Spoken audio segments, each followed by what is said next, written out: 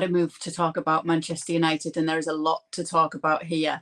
Recently, Roy Keane came out to say that Bruno Fernandes is not captain material for Manchester United and that he should be stripped of the captaincy. He said he's a brilliant footballer, but he's not captain material, doesn't like his attitude. It was unacceptable in that defeat to City, highlighting the whinging, the moaning, the throwing the arms up in the air. Do you agree? I do. I don't think this is anything new. I think we've been saying here, and by the way, I've heard Roy Keane say that many, many months ago. So this is not something. Yeah, you look at his body language, but forget about his whinging and all of that, because this was interesting watching this game, for example. Because if you look at Manchester City, there are so many heroes, so many captains. Because you can right away say, if not him, whom, right? And although you could pick one or two, I suppose it's more about how many captains, how many leaders you have.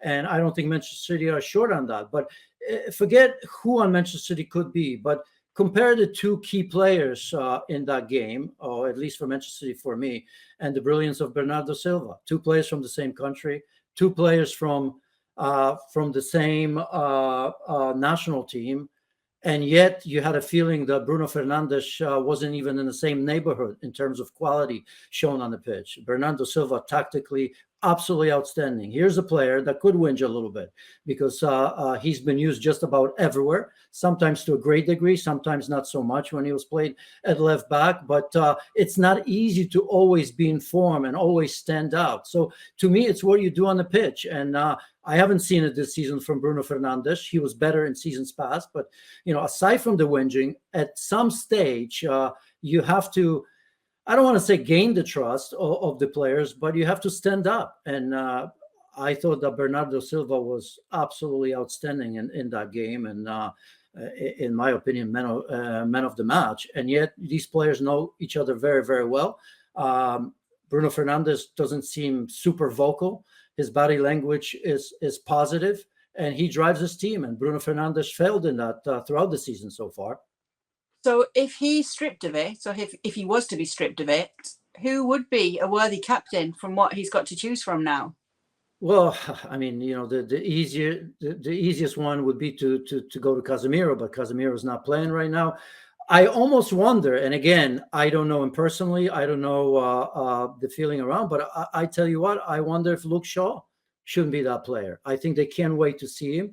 We've seen the issues they had at center back, which is nonsense. I'll get to it in a second. We remember last season how big of a role he played, not just as a left back, but remember the number of games where Ten Hag used him as a center back over the likes of Maguire's and anybody else for that matter. When they played three in the back, it was kind of Luke Shaw played very, very well. Looks like a strong and hard man playing every game last season at a certain good level as well. And he's obviously a bit of a veteran now on this team as well. So I wonder if I had to pick without knowing a player and how he is in the dressing room, I'd go there maybe before I go to Casemiro. Do you know what, Janusz, we often talk about, if you have to get rid of this number of players at Manchester United, who would it be? We're going to reverse that right now. And we're going to say if there's 5 players there right now that you absolutely must keep hold of, who would they be? Yeah, I can't. It'd be pushing. I mean, I don't want to spend the next 2 minutes here trying to think, who's doing well, because nobody is. I think ultimately, if you look at the players like Luke Shaw, I still think that Onana may come good. A couple great saves against Holland in that last game. Lisandro Martinez obviously is a warrior. You can tell. You can say all you want about him because he does have ups and downs in his game as well. But I think he's a warrior, and at times like these, that's important. Luke Shaw, I've mentioned. McTominay, as crazy as it sounds. As crazy as it sounds right now.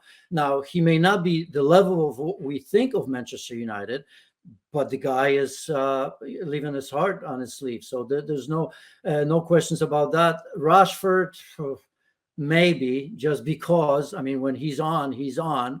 Højlund is young, so that's probably something that you want to make sure you get better out of him. Varane, still to me, a veteran, a player that's won everything, so I keep him. But yeah, I mean, this is all pushing it at the moment.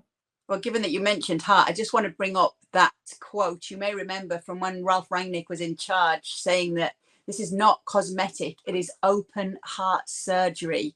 taking over at this Manchester United team. And if you look at it right now, this is the most losses for United in a league season at this point since the 86-87 season. They've lost half of their games in the Premier League this season. It's not about to get much easier. Obviously, they're in cup action this week against Newcastle as well. Let's talk about Erik Ten Hag, because it's something that's been discussed a lot on the FC show this week. He's not getting a lot of sympathy right now from everybody. Is he the right man for the job? Well, first and foremost, Ralph Ragnick got that wrong. At the very least, he got that backwards because Erik Ten Hag came in and did perform heart surgery. That was the easy part. Sustaining it and making sure that cosmetically you evolve that team, that's the issue. So I get what he was trying to say, but I think that Erik Ten Hag came in. That was an open heart surgery, getting rid of Ronaldo, getting rid of Maguire. We'll get to him again, I suppose, because now he tells us that tactically he was a better choice than Varane, who's won the World Cup, Champions League, and every trophy just about possible, right? So that's the issue cosmetically. That's where I start to doubt Erik Ten Hag, because for him to say that tactically he made that choice was absolutely crazy.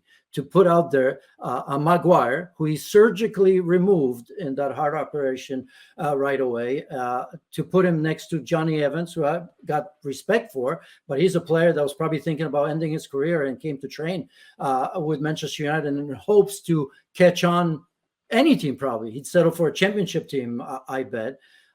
This is where you have to doubt Erik Ten Hag, because after a season like last year, where we gave him a lot of credit, after that open heart surgery, now was the time to kind of cosmetically get the team to the next level, slowly but surely, but not in a way that we have it right now. Some of the interviews that I've heard, people asking him, I think, about, can this team play like Ajax? And he said, I'm paraphrasing, really kind of said no, because we don't have the players. You do have the players. You brought a lot of players that from an inferior league. And I wouldn't say that before, but all the players, I'm not going to, the Anthony's and Malacias and, many, many others that he's brought are not up to this level.